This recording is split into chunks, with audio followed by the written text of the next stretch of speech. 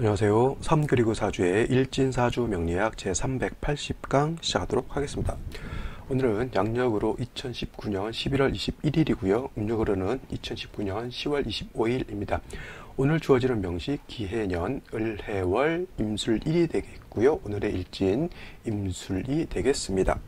오늘 명식 임수일간이 해월에 태어난 사주 명식이 되겠습니다. 제일 먼저 일간, 다음 월령 순서대로 살펴보도록 하죠. 자, 제일 먼저 임수라고 하는 것, 오늘 태어나는 아이들의 대개 일간이 되겠죠. 뭐 아이들 뿐만 아니라 뭐 어떤 사람들은 동물들의 사주도 뭐 연구하시는 분들도 있고, 그 다음에 각종 차량 같은 거의 사주도 이렇게 알아보시는 분들이 있습니다. 물론 이제 뭐 흥미로서 이렇게 하시는 분들도 있겠지만, 일단은 뭐 사주 명리학이라고 하는 것 자체가 사람의 명예에 대한 어떤 길흉 화복을 위해서 아마 제가 연구된 걸로 시작된 게 그렇게 알고 있는데, 이거를 동물에 대해서 사주를 본다, 어떤 사물에 대해서 사주를 본다, 뭐 이런 경우도 있습니다, 진짜로. 근데 얼마나 타당성이 있는지 모르겠어요. 되게 사람 같은 경우는 사람이 살아가는 운명의 어떤 주기가 있잖아요, 그죠? 그래서 10년 단위의 어떤 대운과 1년 단위의 어떤 세운, 그 다음에 월을 이렇게 놓고 보는데, 예를 들어서 우리 댕댕이 멍멍이라고 하죠. 이 멍멍이의 사주를 볼 때 멍멍이의 댁에 보면은 삶의 주기가 한 뭐 20년, 큰 개들도 20년 정도 살면 좀 오래 사는 것이고요. 영장류라고 하는 원숭이라든가 침팬지 같은 경우도 한 오래 살면 70년까지, 원래는 보통 한 3, 40년을 사는데 70년 산 우리 침팬지가 있다고 하죠. 누구냐면 예전에 타잔에 나왔던 그 침팬지가 굉장히 좀 오랫도록 장수를 했다라고 합니다. 물론 이제 영화라든가 이렇게 나와가지고 이제 관리를 좀 잘 받아서 그랬는데, 원래 자연 상태에서 침팬지가 이렇게 70세까지 사는 것은 되게 드물다라고 해요. 그래서 이제 좀 흥미로워서 어떤 사물이라든가 여타의 동물들의 어떤 사주를 보는 것, 연구하는 것도 물론 필요하겠죠. 네, 요즘은 사람뿐만 아니라 애견이라든가 애완동물들도 많이 키우게 되니까 오히려 사람보다 또 애완동물에 대해서 애정을 많이 갖잖아요. 그러면 우리 애완동물 댕댕이가 내지는 뭐 뱀도 키우는 사람이 있을 수가 있겠고, 그 다음에 양이 있잖아요. 고양이 키우는 사람들도 있는데, 내 고양이가 내 반려견이 아플 것인지 뭐 이런 것도 연구해 볼 필요는 있다라고는 생각이 들지만, 글쎄 과연 실용성이 있을지는 약간 의문입니다. 혹시나 그런 쪽에 대해서 연구하는 어떤 내용 같은 거 있으시면 저한테 알려주시면 저도 한번 깊이 있게 한번 생각해 볼까 생각합니다. 왜냐하면 요즘은 사람의 사주뿐만 아니라 그죠, 애완견, 반려동물 이렇게 사주도 이렇게 굉장히 중요하죠. 왜냐하면 애정을 많이 갖고 있기 때문에 그렇다, 이렇게 볼 수가 있습니다. 자, 이거는 여담이었고요. 오늘 일간 임수라고 하는 겁니다. 임수라고 하는 것은 양수에 해당이 되죠. 양에 해당되는 수라고 해서 양수고요. 이거는 음양 오행으로 구분할 때 음양으로 나누었을 때 양에 해당이 된다. 그 다음에 오행으로 목화토금수라고 하는 오행으로 나누었을 때는 물의 기운, 즉 수에 해당이 된다. 이렇게 놓고 보시면 되겠습니다. 이 양수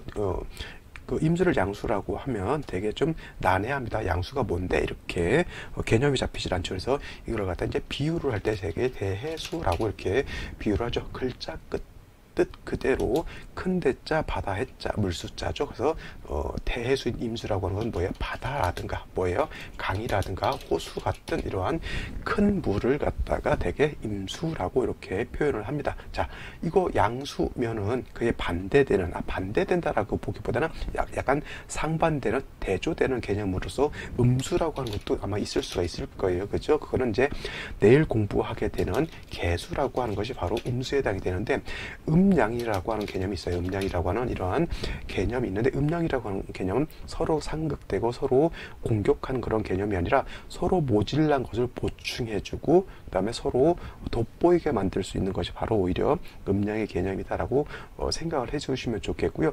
예를 들면 이제 음양이라고 하는 개념, 가장 우리가 처음 명리를 공부할 때 배우는 음양의 개념 뭐예요? 어둠이라고 하는 것이 음이라고 하면 밝음이라고 하는 개념이 양에 해당이 된다 해서 어둠이 있어야지만 밝음이 있는 것이고요. 그 다음에 밝음이 있어야지만 뭐예요? 어둠이 있다, 이렇게 설명을 또 하고, 그 다음에 선악의 개념 뭐예요? 악이라고 하는 것이 음적인 개념이라고 하면 선이라고 하는 것, 즉 착함이라고 하는 건 바로 양의 개념인 것이죠. 그래서 선과 악의 개념은 서로 상반되고 서로 반대되는 그런 개념인 것 같은데, 악의 개념이 없을 때는 왜 뭐냐면 선의 개념이 없어요. 그 다음에 선의 개념이 없을 때는 악의 개념도 없겠죠. 그 다음에 안이랑 하는 개념, 밖이라고 하는 개념, 안팎의 개념은 뭐예요? 안의 개념이 있기 때문에 밖이 있는 것이고, 밖이라고 하는 개념이 있기 때문에 안이 있는 것이고, 그 다음에 그 안에 경계가 있기 때문에 안팎이 나눠지는 것인데, 경계가 없다라고 하는 것은, 없다라고 하면 안팎이 이렇게 구분되지 않겠죠. 그래서 음양이라고 하는 개념, 서로 공격하고 서로 멸시하고 이런 개념이 아니라 내가 있음으로 인해서 너가 있는 것이고요, 너가 있음으로 인해서 내가 존재할 수 있는 상호 보완해주고 상호 보충해주는 개념이다. 또 남자의 개념이 있으니까 여자가 있는 것이고요, 여자가 있으니까 남자가 있겠죠. 세상의 모든 사람이 다 남자였다, 세상의 모든 것이 수컷이었다라고 하면 어떻게 됩니까? 세상은 존립되지 않고 서로 망가지고 어떻게 돼요? 종멸 할 수밖에 없는 그런 상황이 될 수밖에 없겠고요. 또 수컷이었고 암컷, 즉 여자만 있다라고 해도 세상은 유지될 수 없는 없는 그런 상황이 될 겁니다. 음양이라고 하는 개념, 바로 이렇게 서로를 보완 보충해주는 개념이다, 이렇게 보시면 되겠습니다. 이것이 바로 음양의 개념인 것이고요. 수라고 하는 것도 뭐냐면 양수와 음수로 나누게 되면 양수라고 하는 것은 임수가 되는 것이고, 음수라고 하는 것은 바로 개수가 된다라고 볼 수가 있습니다. 그래서 임수라고 하는 것은 양수이기 때문에 보다 크고 넓고 매우 많은 양의 물, 즉 그래서 이거를 비유를 할 때 대해수, 바다, 강호수 같은 것으로 비유를 하는 것이고요. 그에 좀 상비되는 개념으로서 음수인 개수라고 하는 것은 뭐예요? 큰 물의 개념이 아니라 작은 물의 개념이죠. 그래서 개수라고 하는 것은 뭐냐면 우로수라고 이렇게 비유를 해요. 우로수라고 하면 뭐예요? 하늘에서 내리는 비인데 장마비 같이 막 쏟아지는 그런 비로도 볼 수 있겠지만, 바로 그냥 이슬비 같은 거 있죠. 이슬비 내지는 우로라고 했으니까 하늘에서 내리는 이슬 같은 것도 마찬가지, 하늘에서 내리는 눈도 마찬가지죠. 볼 수가 있겠고요. 산에 가면 옹달샘 같은 거, 작고 맑은 그러한 샘물 같은 것이 있을 수가 있겠고, 어머니께서 새벽에 치성을 드릴 때 쓰는 정화수 같은 개념도 있을 수가 있겠습니다. 자, 대수와 우로수의 개념, 잘 보시면 바다, 강, 호수의 개념하고 이슬, 하늘에서 내리는 눈, 옹달샘, 정화수 같은 개념으로 놓고 봤을 때 어떤 것이 웅장하고 크고 좀 방대한 개념일까요? 당연히 양수인 임수, 즉 대수가 그렇게 좀 방대한 개념이고요. 그에 대비해서 개수라고 하는 것은 음수로서 매우 작고 맑고 깨끗한 그런 개념의 수라고 이렇게 보시면 되겠습니다. 그래서 임수라고 하는 것은 큰 물이기 때문에 임수 같은 경우는 충분하는 성질이 있다라고 해요. 충분지성이 있다. 반대로 개수 같은 경우는 작은 물이기 때문에 충분하는 그런 성질이 없다. 충분한다라고 하는 것은 충자가 뭐예요? 서로 충돌한다라고 했을 때 그런 충자를 의미하는 것이고요. 분자는 뭐예요? 우리가 분주하게 돌아다니다 해서 달릴 분자를 써서 저 분자를 씁니다. 그러니까 뭐예요?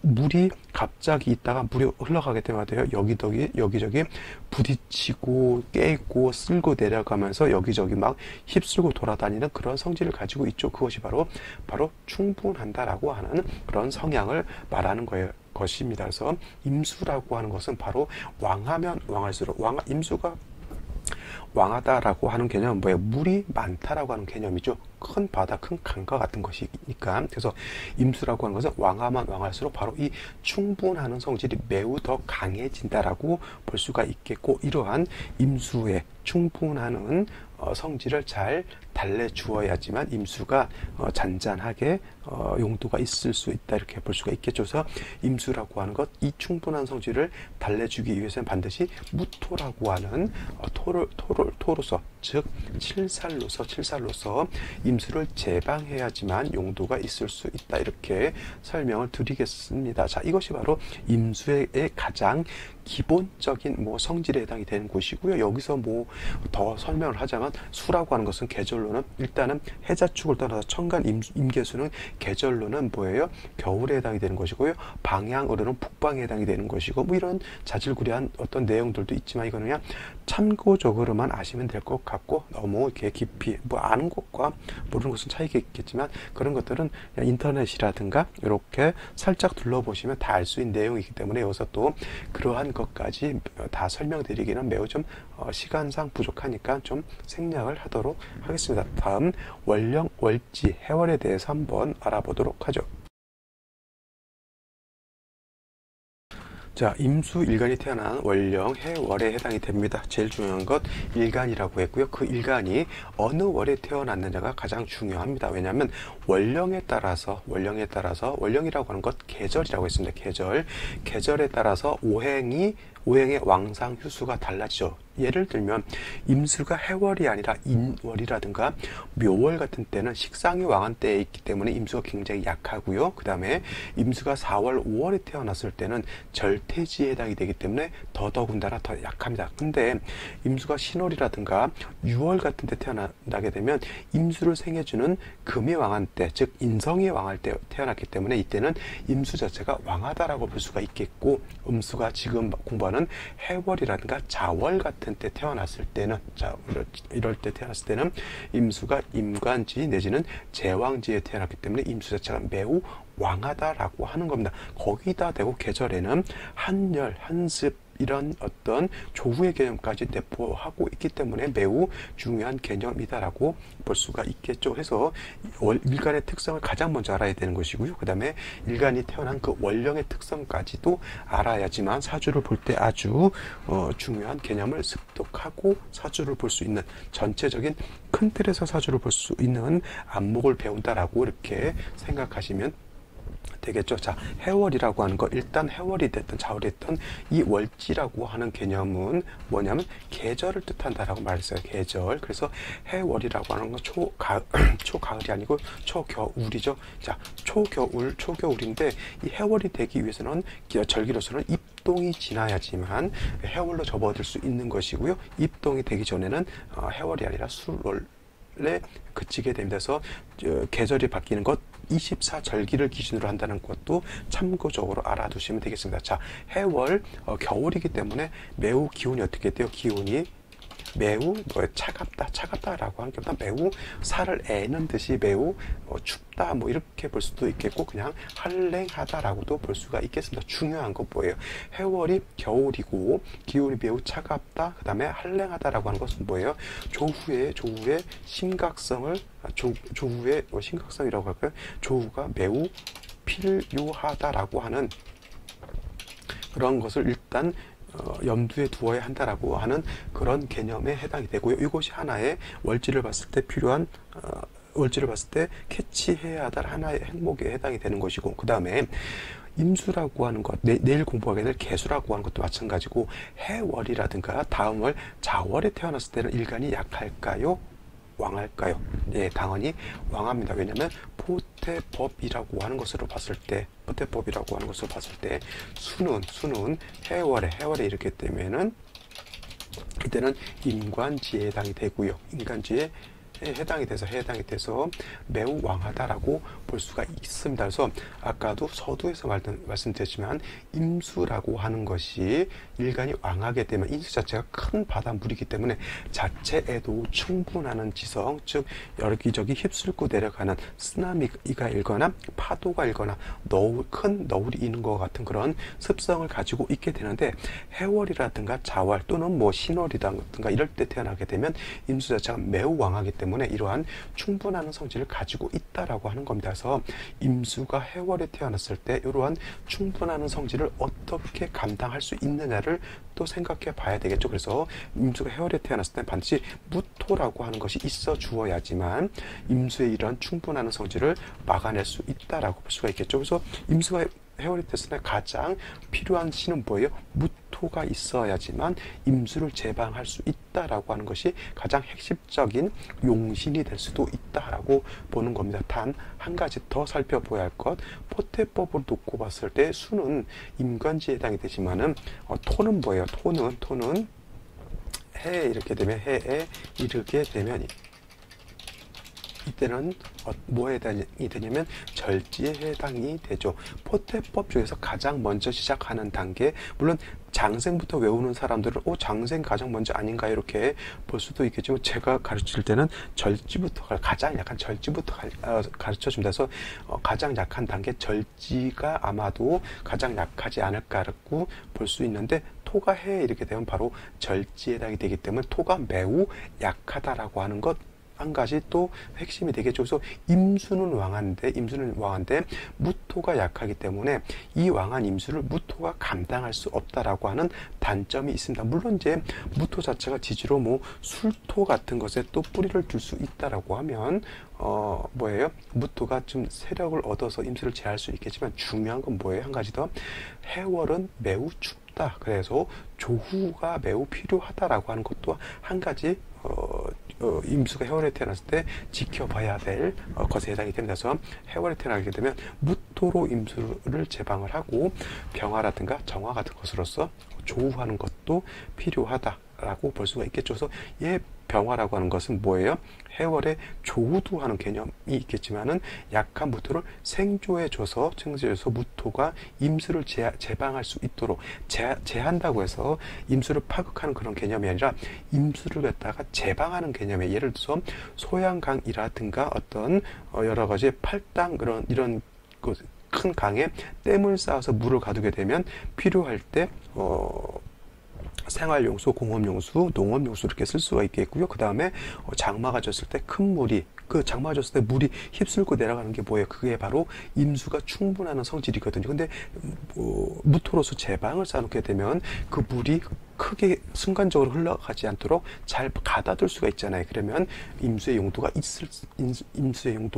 그런 쪽으로 해서 쓸 수가 있다라고 하는 겁니다. 그래서 정리를 하면 임수가 해월에 태어났을 때 임수 자체가 왕하고 무토로서 임수 자체가 왕하기 때문에 칠살 무토를 써서 임수를 제방해야 되는데, 무토가 임수보다 약해서 병화를 더 얻어서 무토를 보좌해 주어야지만 무토가 임수를 제방할 수 있는 힘을 얻게 되고요. 그 다음에 병화가 있어야지만 조후할 수 있는, 즉 해월의 차가운 한기를 따뜻하게 할 수 있는 그러한 용신으로서, 희신으로서 사용할 수 있다. 엄밀히 따지게 되면 무토가 용신이 되는 것이고요, 병화는 용신을 보좌해주는 희신이 될 수 있다. 이렇게 정리를 해두시면 되겠습니다. 자, 어떻게 임수가 해월에 태어났을 때는 기본적인 구조가 어떻게 되는지 잘 이해되실 수 있는지, 만약에 이해되시지 않는다라고 하면 강의 들으시고요, 댓글 남겨주시면 어느 부분이 잘 이해가 안 되는지 댓글을 남겨주시면 제가 다시 보충 설명을 하도록 하겠습니다. 자, 다음 오늘의 명식 다시 한번 살펴보고요, 생시 알아보도록 하겠습니다. 자, 오늘의 명식은 임수일간이 해월에 태어난 사주 명식이 되겠습니다. 이걸 갖다가 일단 격이라고 하는 것으로 한번 살펴보게 되면, 임수가 해월에 태어나게 되면 아까 한번 말씀드렸지만 임관지에 해당이 된 거고요, 양간이 임관지에 태어나게 되면 이거를 갖다가 걸록격이라고 표현합니다. 이걸 갖다가 뭐 겁제격이네, 비경격이네 이렇게 설명하시는 경우가 있긴 한데, 이거 원래 비경격, 겁제격이라기보다는 이거 비견이 됐을 때는 이걸 걸록이라고 하고요, 겁제가 됐을 때는 이걸 갖다가 양의격이다라고 이렇게 공식 명칭이 따로 있다 이렇게 보시면 되겠습니다. 그래서 걸록격이 되는 것이고요. 만약에 해중에 있는 지장간을 보게 되면 무토 간목 뭐예요? 임수라고 하는 것이 있는데, 만약에 해중에 있는 간목이 여기 투출을 하게 되면 이거 간목 가지고 격을 잡습니다. 그래서 임수일간이 간목을 보게 되면 이때는 이 간목은 뭐예요? 임수한테 식신에 해당이 되죠. 양수가 양목을 봤으니 수생목해서 식신이 되니까 이거를 식신격으로 놓고 볼 수 있습니다. 뭐 경우에 따라서 이거를 수목 가상관격으로도 볼 수가 있어요. 가상관격이라고 볼 수가 있는데, 이렇게 따지고 이렇게 말씀드리면 또 어떤 분들 또 눈을 이렇게 부릅뜨고 이렇게 쳐다보면서, 선생님 금방 식신이라고 했는데 왜 저걸 가상관이라고 말씀하십니까? 이렇게 볼 수가 있는데, 왜냐하면 수가 왕한데 뭐 상관 을목을 보든 간목을 보든 어차피 식상이기 때문에 정식 명치 가상관이냐 진상관이냐 놓고 봤을 때는 굳이 식신이다 상관이다 라기보다는 그냥 수목 가상관 수목 진상관 이렇게 표현할 수도 있다라고 하는 것이고요. 만약에 한 가지 더 나가게 되면 여기서 예를 들어서 인목을 보잖아요. 인목을 이렇게 보게 되고 예를 들어서 여기서 다시 뭐 묘목까지 보게 되면 이건 인해한목하죠. 내지는 뭐 해묘미 목국을 형성하고 이렇게 간목이라든가 을목이 투출했을 때는 원래 수가 왕하고 식신상관 약해서 수목 가상관이 돼야 되는데 지지로 목국을 형성하고 다시 목이 투출하게 되면 이거는 오히려 격이 변해서 수목 진상관 격이 될 수도 있다라고 하는 겁니다. 이와 같은 경우는 이거는 약간 변격이 되는 거기 때문에 이때는 목이 왕해져서 오히려 수의 기운을 너무 과설하기 때문에 이때는 무토로서 임수를 제방하는 것이 아니라 오히려 경금이라든가 신금으로서 임수를 생조해 주는 그런 국세가 올 수도 있다. 뭐 예를 들어서 여기 뭐 다시 묘가 있게 되면 뭐예요? 이거는 이렇게 되면 완전히 지지로 목국을 형성하는 그러한 상황이기 때문에 이거는 오히려 원령을 듣겠다 하더라도 목이 더 왕한 것으로 볼 수도 있다. 아시겠죠? 그래서 사주를 볼 때는 항상 좀 열린 마음으로서 크게 볼 수 있는 그러한 생각을 가지시는 게 좋긴 한데 이건 제가 약간 별격에 대해서 말씀을 드렸기 때문에 아까 말씀드렸던 무토를 용신으로 하고 병화를 희신으로 한다라고 하는 건 그 말을 듣고 이 얘기를 들으면 약간 혼동되지는 헛갈리실 수도 있는데 아까 먼저 말씀드렸던 임수가 해월에 들어왔을 땐 무토 용신의 병화를 희신으로 쓴다라고 하는 건 이건 가장 기본적인 원칙에 해당이 되는 것이고요. 지금 말씀드렸던 뭐 수복 진상관격이 되는 것은 약간 예외적인 것에 해당이 된다 이렇게 보시면 됩니다. 아시겠죠? 그래서 간목이 투출했을 때는 또 지지로 목국이 형성됐을 때는 격이 약간 변할 수도 있다라고 하는 그런 차원에서 격을 보라고 하는 것이고요. 일단은 걸록격, 식신격은 될 수 있다. 이 정도 보시면 되겠죠. 자, 격이라고 하는 것은 그런 것인데 일단 걸록격이 됐을 때는 뭐예요? 아까 말씀드렸지만 무토로서 임수를 제방하고 그 다음에 병화나 정화로서 무토를 생조해주고 뭐예요? 조우하는 그런 정도로 가면 좋다라고 볼 수가 있는데 자 일지를 보게 되면 술토라고 하는 것을 보게 되면서 오늘의 일진 자체가 임술일진이 되겠죠. 이거 잘 보시면 뭘까요? 신살로는 이걸 갖다가 백호대살이라고 합니다. 백호대살. 그래서 사주에 백호대살이 있으면 그거에 대한 육진이 혈상사를 입게 된다라고 하는 매우 안 좋은 그러한 것에 해당이 되고요. 임술일간이 일지에서 백호대살을 보게 되는데 저게 관성이기 때문에 반드시 남편이 아주 피토하고 죽는다 이렇게 막 겁을 주고 협박하고 부적서라 구태라 이렇게 하시는 분들이 있는데 이거 제가 그래서 신살 같은 거를 잘 보지 않습니다. 왜냐하면 음양오행의 상생상극의 원칙을 먼저 봐야지 그거 다 떠내보내놓고 나서 백호대살만 놓고 보면 이 사주는 굉장히 안 좋은 사주가 될 수밖에 없는 그런 거죠. 근데 그거를 글자 하나 일지에 있는 이 술토 임수 입장에서 백호대살이라고 하는 글자 하나만 가지고 그렇게 판단한다라고 하는 것은 너무도 좀 뭐라 그럴까 너무 단편적으로 보는 것이 아닐까 이런 생각이 들고요. 제가 오늘도 모 역학 사이트에서 어떤 분이 질문하신 것이 있었어요. 뭐냐면은 여자가 양팔통 사주가 되면 흉하냐 이렇게 놓고 질문하신 분도 있고요. 반대로 그러면 남자가 음팔통 사주가 되면 이것도 안 좋으냐 이렇게 물어보시는 분들이 있는데 양팔통 사주는 뭐야 다 글자가 순양으로 되어 있기 때문에 대개 양이라고 하는 것은 뒤세고 진취적이고 공격적이고 기골이 장대하고 이렇게 보는 것이고요.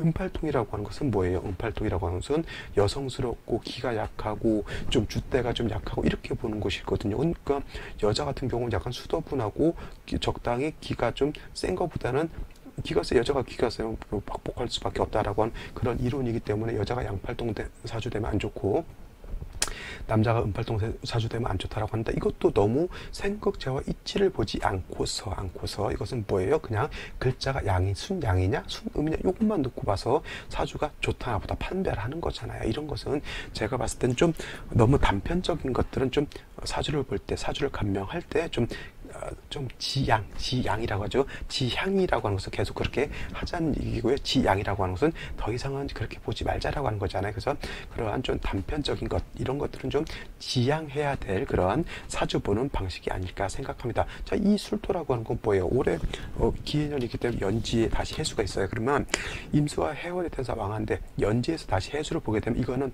일간이 어떻게 왕해요? 아주 왕하게 됩니다. 그러면 이 임수 어떻게 됩니까? 반드시 무토라고 하는 것을 가지고 임수를 제방해야 되는데 아직 무토가 없다라고 봤을 때는 뭐예요?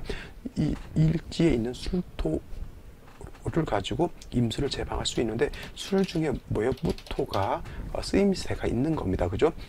이건 뭐예요? 무토가 천간에 투출하지 않았다 하더라도 지지에 있는 술토 하나만 가지고도 어떻게 돼요? 능에 이 정도 수는 더 감당할 수가 있습니다. 만약에 다시 임수가 투출한다라고 하는 것은 만약 한다라고 하면 일지 있는 술토 가지고는 좀 어렵다라고 볼 수는 있겠지만 이 정도 수 정도는 뭐예요? 임수와 등이 이 일지에 있는 술토 하나로 능히 감당할 수 있다라고 볼 수가 있어요. 근데 다시 연간을 보게 되면 기토가 있습니다. 기토는 뭐예요? 이 수를 감당할 수 없습니다. 이 왕수를, 수왕절의 왕수를 감당하는 것은 기토인 습토를 가지고 감당할 수 있는 것이 아니고, 즉 마른 흙, 건토라야 임수를 제방할 수 있는 겁니다. 오히려 기토라고 하는 것은 뭐가 된다 그랬죠? 사, 수, 동, 누가 된다라고 했으면 오히려 이 기토는 물만 흐릴 뿐이지 제방을 할 수 없다. 그래서 월간에 보기에 을목이라고 하는 것이 있는데 이 을목이 있어서 기토를 이렇게 파해버립니다. 그래서 이걸 가지고 자 임수 입장에서 상관이라고 하는 을목이 정관이 기토를 파했다라고 해서 이걸 갖다가 상관견관이라고 이렇게 봐서 매우 안 좋다라고 볼 수는 있겠지만 임수가 해월에 태어났을 때 정관보다는 오히려 칠살인 술토가 있는 것이 더 좋은 것입니다. 그리고 이것이 잘 보면 어떤 분들도 이렇게 상관경관도 보지만은 정관과 칠살이 같이 있죠. 그래서 이것을 갖다가 관살혼잡이라고 보시는 분들도 있을 겁니다. 이거 관살혼잡으로 보는 사람은 그나마 상관경관보다는 나은 거죠. 왜냐하면 관살혼잡이 됐을 때 을목이 있으면 뭐예요? 이거는 관살혼잡이 되지 않아요. 이거를 거살유관이라고 해요. 거살유 관이라고 해서 이거는 관살혼잡인데 하나를 제했기 때문에 하나를 쓸 수가 있어서 오히려 탁하지 않고 맑은 사주가 될 수 있는 겁니다. 그래서 사주를 볼 때 이렇게 상관경관으로 볼 것이냐 아니면 관살혼잡이 되는데 상관인 을목으로서 정관기토를 제해서 거탁유청이 되느냐 이렇게 보느냐에 따라서 매우 달라질 수 있다라고 하는 겁니다. 근데 이렇게 자꾸 용어를 많이 쓰면서 설명을 하게 되면 초학인 분들은 매우 좀 어려울 것이다라고 생각이 들지만 솔직히 이 강의는 초급 강의는 아니기 때문에 그냥 일단 저는 제 설명을 그렇게 드릴 것이고요. 만약에 초급 약간 중급 단계에 있는 분들이 제 강의가 좀 어렵다라고 생각하시는 분들은 어쩔 수 없는 것이 조금 찾아서 공부하시면 돼요. 제가 거살유관을 말씀드렸고 그 다음에 거탁유청을 말씀을 드렸습니다. 이런 것은 용어이기 때문에 제가 여기서 이제 설명을 드릴 수도 있고 시간이 바빠서 설명을 못 드리는 경우가 있는데 그런 경우는 댓글로 남겨주시면은 제가 설명을 드리는 거고요. 그렇지 못하면 이제 인터넷 가서 거살유관, 거탁유청, 관살혼잡 다 찾으면 용어가 다 있습니다. 그래서 그런 거 참고하시면 크게 어려울 것은 아니고요. 그리고 그 용어를 가지고 이런 경우가 관살혼잡으로 볼 수도 있고 거탁유청으로 볼 수도 있고 거관유살로 볼 수도 있구나 이렇게 보면 되는 거죠. 그죠? 그래서 공부하는 방법은 여러 가지가 있을 수 있는데 이렇게 좀 어렵다 하더라도 계속 포기하지 않고 공부하시는 것이 더 중요하다라고 볼 수가 있겠죠. 이렇게까지만 놓고 봤을 때 술토가 임수를 제방할 수 있는 용신으로 될 수가 있는데 술중 정화가 있긴 하더라도 화가 부족하여 조가 매우 부족한 사주가 될 수 있다 이렇게 보시면 되겠습니다. 자, 생시 알아보도록 하죠. 자, 생시 제일 먼저 경자시에 대해서 한번 알아보도록 하죠. 제일 임수가 자시를 보면 경자시가 반드시 되지 다른 생시는 나올 수가 없습니다. 그래서 야자시 조사시설을 쓰시는 분들이 있는데 저는 그거 야자시 조사시설을 절대 취용하지 않습니다. 자, 임수가 해월에 태어나서 일간이 왕합니다. 연지에 해수까지 봐가지고 일간이 더더군다나 왕해졌기 때문에 일지에 있는 술중 무토로서 지장간이 그래서 중요한 겁니다. 술토로서 제방하는 것이 아니라 더 중요한 내밀 그 술중 안에 있는 지장간 무토의 용도가 있다라고 하는 것을 꼭 명심해 두시기 바라죠. 그다음에 술중에 있는 정화가 있는 것도 나쁘지 않지만, 자, 술중에 무토로서 왕수를 제방하려고 하는데, 자, 생시에서 자수를 본다라고 하는 것은 마치 뭐예요? 임수가 다시 양인인 자수를 받죠. 이 자수는 임수 입장에서 보면 양인에 해당이 되는 그런 글자에 해당된다. 그러면 임수가 해월에 태어나서 자수까지 보게 되면 일간이 아주 극왕한 그런 사주를 볼 수가 있겠고, 예를 들어서 이 무토가 없다라고 하면 거의 뭐 이거는 윤하격이 되더라도 크게 손색될 문제가 아니죠. 기토 있어봤자 어차피 을목이 파해버리기 때문에, 만약에 임술이 아니라 이것이 임신이라든가 임자가 됐다라고 하면 이 사주는 윤하격이 됐을 겁니다. 전환격으로서 윤하격이 될 수도 있어요. 근데 이 사주는 절대 술토가 있기 때문에 어떤 생시가 온다 하더라도 윤하격이 될 수 없다라고 이렇게 보시면 되겠죠. 그래서 자수가 있으면은 수는 더 왕해지게 되겠고요.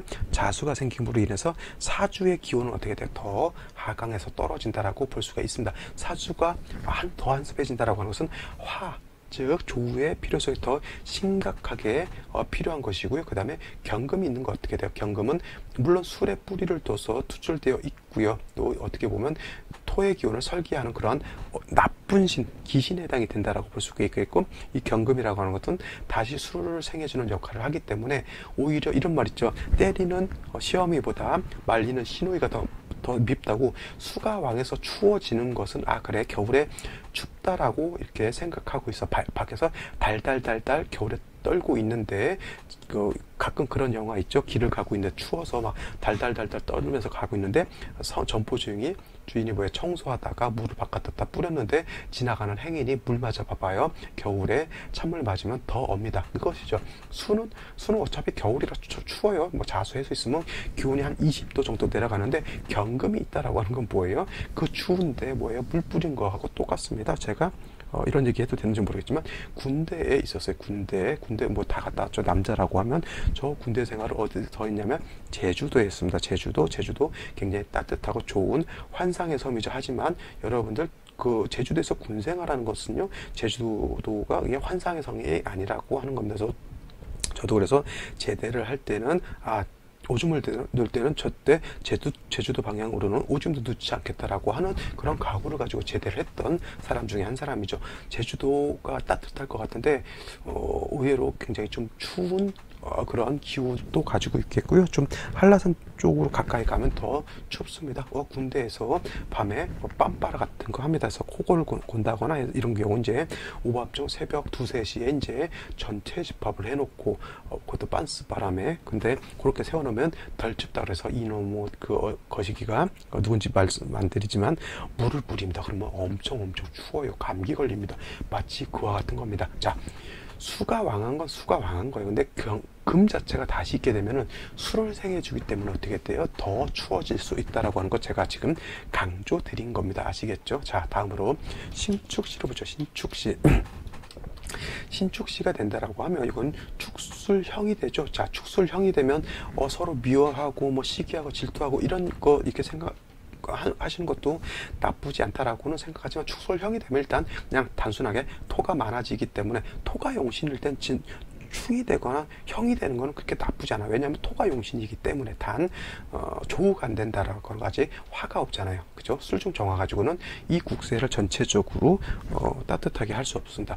전체 지구 전체 한국이라고 하는 땅이 지금 영하 20도 내려가서 달달달달 떨고 있는데, 그 전국 그 넓은 땅덩어리를 내 주머니에 들고 있는 온열팩 하나 가지고 따뜻하게 할 수는 없죠. 내 주머니만 좀 따뜻할 뿐이다. 술중 정화 그렇게 위력이 있다라고 보시는 것은 좀 그래요. 어떤 분들 술중 정화 하나만 가지고도 뭐 조우하는데 충분하다 이렇게 생각하시는 분들도 있는데, 제가 봤을 때는 얼음 반푼어치도 없죠. 자, 신축시 신금이 투출해서 다시 술을 생하는 것도 또 문제가 될 수 있습니다. 자, 다시 또 한 가지만 더 보도록 하죠. 제가 오늘 시간이 좀 없는 관계로, 자, 이민시를 하나만 더 보도록 하죠. 이민시가 되면은, 자, 인술이고요. 어떤 분들 인술이 있으면 이 중간에 오화가 껴가지고 오화를 있는 것을 봐서 이제 화가 왕해진다라고 볼 수는 있는데 뭐 없는 것까지 이렇게 보실 필요는 없고요.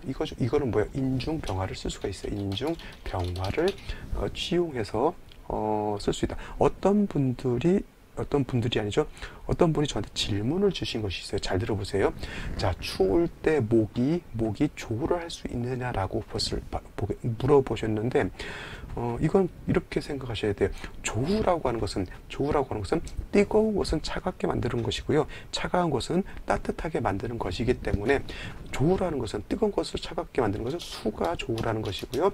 차가운 것을 따뜻하게 만드는 것은 화가 하는 겁니다. 그죠? 핵심은 수화에 있는 것이지만은 화가 약할 때 목은 뭐예요? 목은 화를 생해주기 때문에 만약 화가 약하다라고 하면 목생화에서 따뜻하게 만들어줄 수가 있겠죠. 예를 들어서 겨울에 난로를 피우는데 불은 있는데 장작이 없으면 어떻게 돼요? 따뜻하게 할 수가 없죠. 불 피운 다음에 장작을 계속 넣어줘야지만 더 따뜻하게 할 수가 있겠죠. 그래서 목 자체로서 조우하는 개념은 솔직히 없습니다.